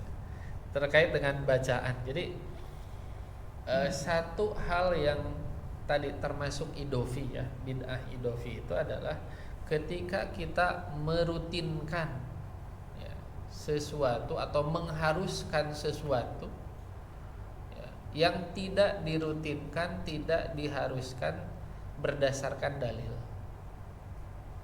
Ya. Tidak ada anjuran untuk mengkhususkan bacaan tertentu gitu. Ketika kemudian kita khususkan itu bermasalah. Ya. Doa ya baik, tapi kalau kemudian kita bikin doa sendiri, kemudian kita khususkan dan kita rutinkan, ya itu menjadi tidak baik, masuknya kepada bid'ah idhofiyah. Salah satu misalkan contohnya kita mengenal ada namanya al-ma'surat Pak. Ya, zikir pagi dan petang kan ada Hisnul Muslim, ada yang al-ma'surat. Ya. Al-ma'surat itu dipermasalahkan. Bukan karena zikir pagi petangnya bukan, tapi karena ada beberapa bagian dari doa tersebut itu bukan doa yang bersumber dari Nabi. Ya, doa buatan pribadi. Nah, ketika doa ini bukan bersumber dari Nabi, buatan pribadi, dan kita jadikan sebagai rutinitas, ya, ini masuknya kepada bid'ah tadi. Ya. Jadi masalah dalam al-ma'surat itu karena ada penggalan doa yang bukan dari dalil, ya, bikinan dari yang bikin al-ma'surat tersebut, kemudian dibaca dengan rutin. Merutinkan inilah yang kemudian bermasalah. Ya, jadi kalau kita mengkhususkan bacaan tertentu, padahal tidak ada dalil yang menunjukkan bahwa bacaan itu khusus, gitu, maka itulah yang kemudian menjadi permasalahannya. Ya. Kalau kemudian tadi menang baca innalillahi, ya, kalau kalah baca kalau kita kemudian mematok gitu ya bahwasanya ini bacaannya itu bermasalah. Ya. Ya. Jadi memastikan mengharuskan bacaan tertentu padahal tidak ya diharuskan oleh syariat, itu yang menjadi permasalahan. Ya. Baik tadi dalam masalah agama itu udah ya, jangan lakukan kecuali ada dalil yang memerintahkan. Ya. Kemudian terkait dengan ketika di negara non muslim, ketika kita mau mengkonsumsi makanan, ya, sebelum baca basmalah misalkan, ya, kita berdoa dulu kepada Allah, ya, bahwa ini semaksimal mungkin yang saya bisa gitu ya untuk menjaga kehalalan dan lain sebagainya. Ya, selama itu tidak kita rutinkan, ya. Misalkan kita datang ke sana, begitu kita datang kita berdoa kepada Allah, ya Allah, ya ya mohon bimbing, ya mohon dijaga agar apa yang saya konsumsi itu terjaga, misalkan kehalalannya. Sekali saja di awal nggak masalah. Ya. Tapi kalau kemudian kita jadikan itu sebagai satu rutinitas, ya, sebelum makan kita kemudian seperti itu tadi, ya, maka yang jadi masalah adalah merutinkannya. Ya. Cukup sekali begitu datang kita memohon kepada Allah, ya, untuk dijaga, ya, dibantu agar mudah mendapatkan makanan-makanan yang halal, ya, maka cukup sekali saja, ya, jangan kemudian dirutinkan. Nah, yang makanan halal ini, ya, sebenarnya negara Eropa itu lebih aman dibandingkan negara Asia. Ya, meskipun sekarang tidak lagi gitu ya, tidak. Kenapa? Karena terkait dengan daging, ya, daging khususnya adalah hewan-hewan yang disembelih, sapi, ayam gitu ya, kambing. Itu kan secara syariat sembelihan ahlul kitab itu halal. Jadi kalau yang nyembelihnya orang Nasrani, yang nyembelihnya orang Yahudi, ya, itu pada dasarnya hukum dari daging tersebut halal. Ya, di Al-Quran ada wa ta'amukum hillul lahum wa ta'amuhum hillul lakum. Ya, makanan kalian halal buat mereka, itu untuk ahli kitab, dan makanan mereka halal untuk kalian. Kata para ulama, maksud dari makanan ini adalah dzabihatuhum, sembelihannya. Jadi sembelihan ahlul kitab halal. Ya. Jadi sembelihan orang Yahudi, orang Nasrani halal. Tapi ini tidak berlaku kepada non ahlul kitab. Ya, paganisme, al-wathaniyun kalau dalam bahasa Arabnya, penyembah berhala kayak Hindu, Buddha, ya, Shinto gitu kan, Konghucu. Nah, orang-orang seperti ini sembelihannya haram. Ya. Jadi kalau misalkan antara Eropa dengan Eropa Amerika dengan Asia gitu, justru lebih aman ke Eropa. Ya, karena sembelihan Kristen itu, ya, itu halal. Ya. Sementara sembelihan orang Cina, Jepang, Korea, ya, itu sembelihannya adalah haram. Ya. Meskipun sekarang tidak seperti itu lagi, karena di Eropa sekarang banyaknya apa sekarang? Ateis, betul. Ya. Orang-orang Eropa itu sekarang banyaknya ateis. Ya, ateis bukan ahli kitab, jadi sembelihan mereka juga kembali menjadi haram. Ya, tapi pada dasarnya sembelihan orang Yahudi, orang Nasrani itu halal untuk kita. Ya. Karena ya mereka jadi apa namanya, jagal di rumah potong, ya halal, ya, sembelihan mereka. Demikian, wallahu a'lam. Silakan. Tadi dijelaskan ya sesuai dengan pendapat beberapa ulama, ada bid'ah kafirah, bid'ah ghairul kafirah, kemudian bid'ah hakiki, bid'ah idhofiyah. Nah, yang saya mau tanya, bagaimana pendapat Pak Ustaz? Hadisnya dulu ya, sebelum nanti Pak Ustaz yang jelaskan. Tapi saya ingat Rasulullah pernah bersabda, wasyarul umuri muhdatsatuhah, wa kullu muhdatsatin bid'ah, wa kullu bid'atin dhalalah, wa kullu dhalatin finnar. Nah, saya mau tanya hadis itu aja, termasuk pemahamannya, karena saya dari sekolah ingat banget sampai sekarang, walaupun udah tua gini, saya ingat itu. Kemudian saya ambil garis besarnya, berarti 20 bid'atin dolar,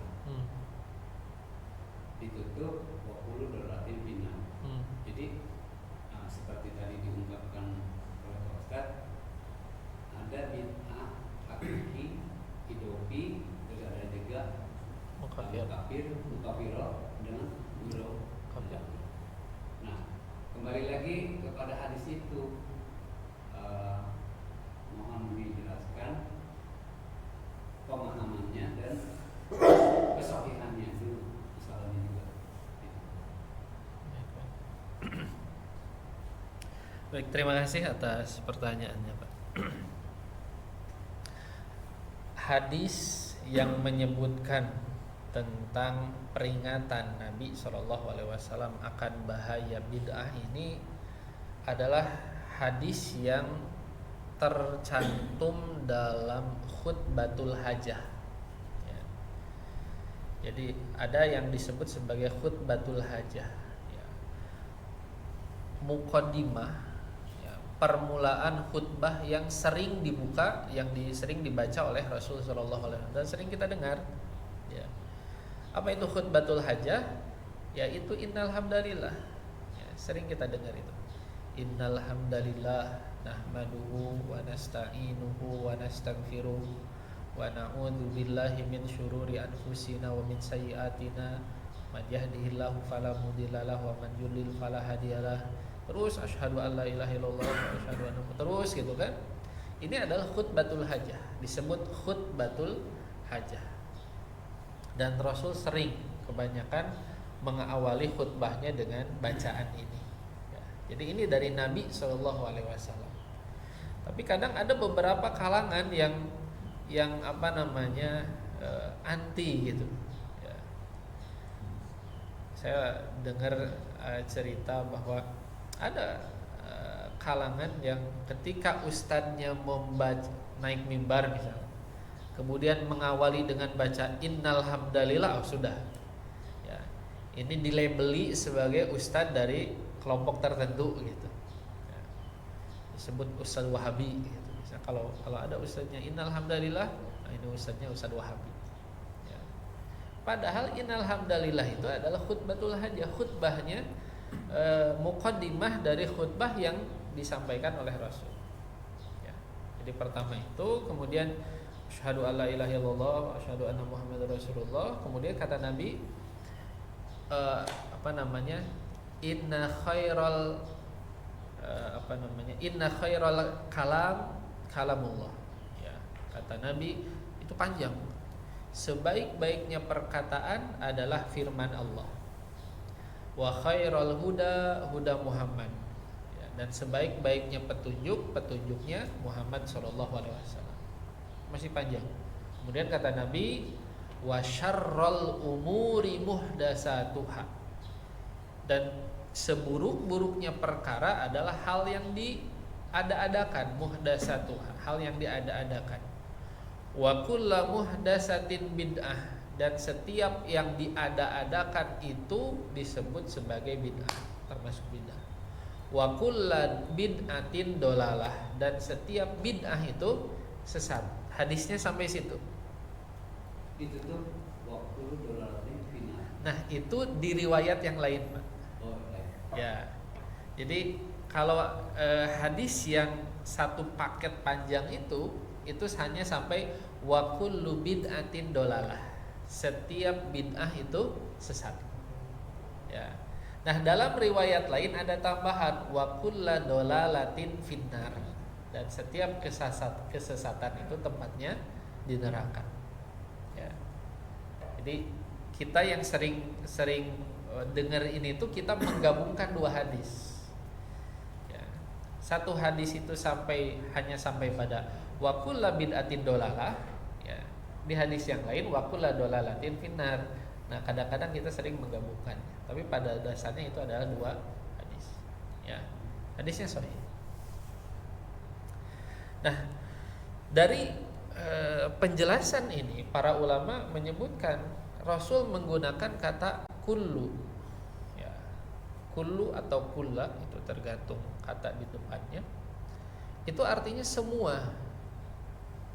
Sehingga redaksi ini mengeneralisir bahwa setiap bid'ah itu sesat. Tidak ada bid'ah yang baik. Ya.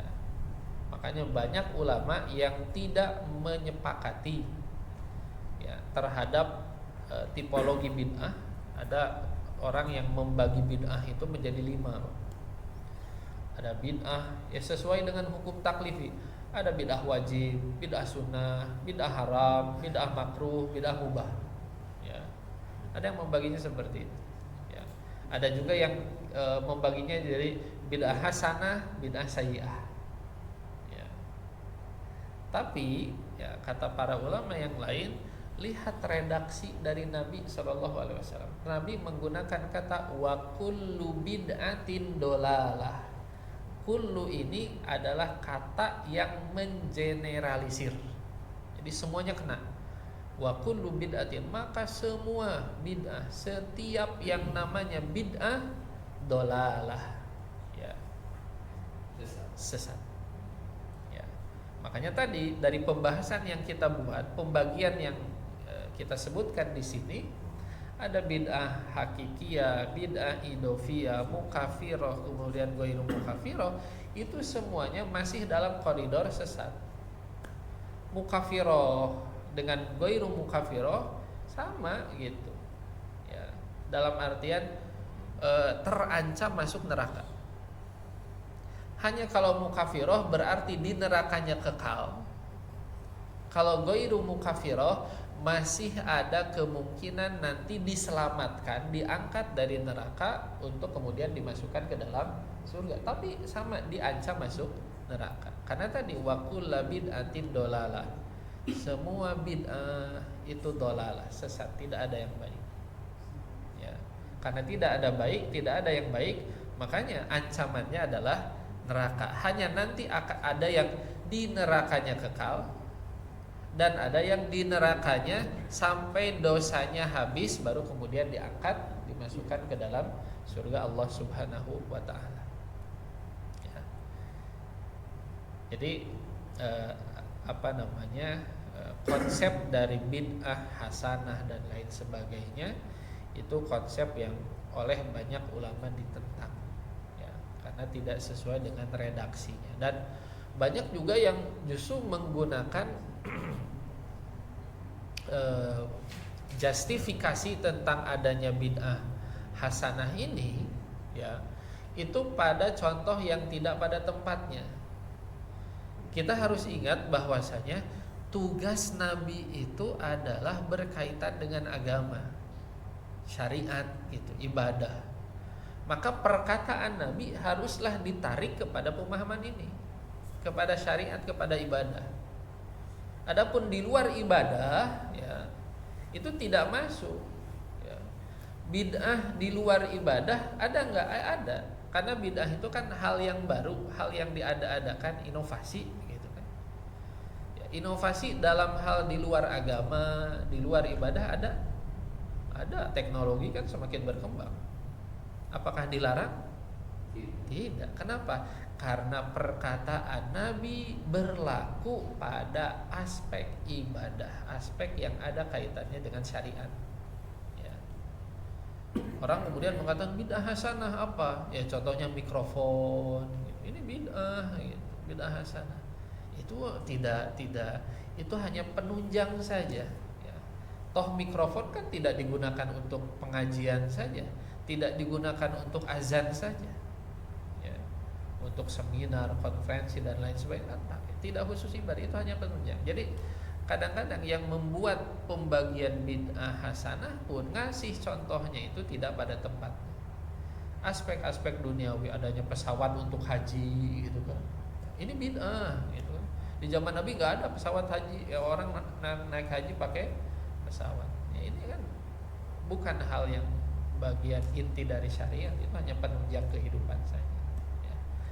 Jadi demikian mungkin Pak, redaksi hadisnya seperti itu, ya, itu redaksi hadis yang panjang, ya, yang dikenal sebagai khutbatul hajah, dengan redaksi wa kullu bid'atin dolalah, sampai situ wa kullu dolalatin finnar, itu hadis di hadis yang lain. Tapi dari situ menunjukkan bahwa Nabi SAW mengeneralisir yang namanya bid'ah itu, ya, khusus tadi cakupannya adalah bid'ah agama, itu semuanya tercela, terancam dengan neraka. Waliyadzubillah. Demikian, silahkan mudah-mudahan. Ini perkara salat di masyarakat. Ya. Kan kalau salawat yang sudah kita ini yang kita baca dalam bahasa akhir ya, nah kan di masyarakat berkembang banyak sekali salawat. Nah, bagaimana perihal ini? Karena kalau salawat kan pasti bukan namanya aspek normal, artinya ibadah. Kalau salawat kan banyak sekali salawat-salawat yang kekinian yang ada sekarang. Nah, itu bagaimana Ustaz? Nah, termasuk khusus untuk mengenai salawat nariyah Ya. di beberapa pesantren itu dibacakan 40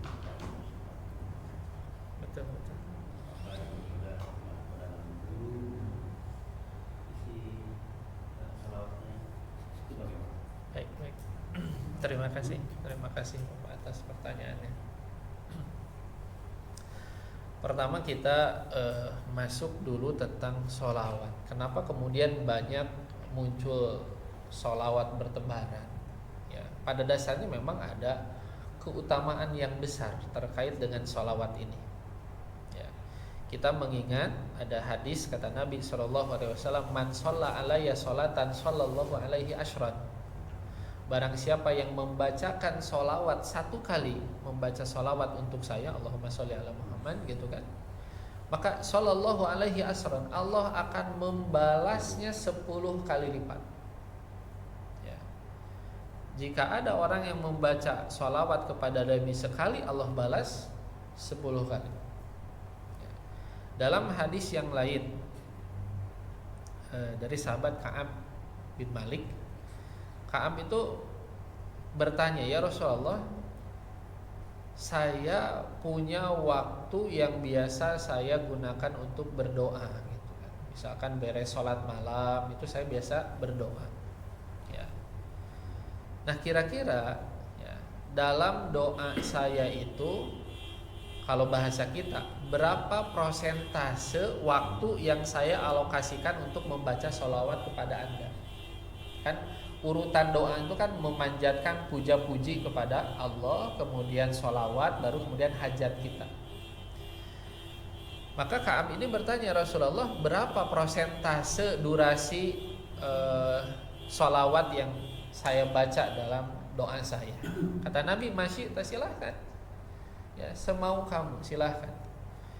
Maka kata Ka'ab bin Malik, aj'alu laka ar-rubu, ya Rasulullah, saya akan alokasikan 1/4 dari waktu doa saya isi dengan sholawat.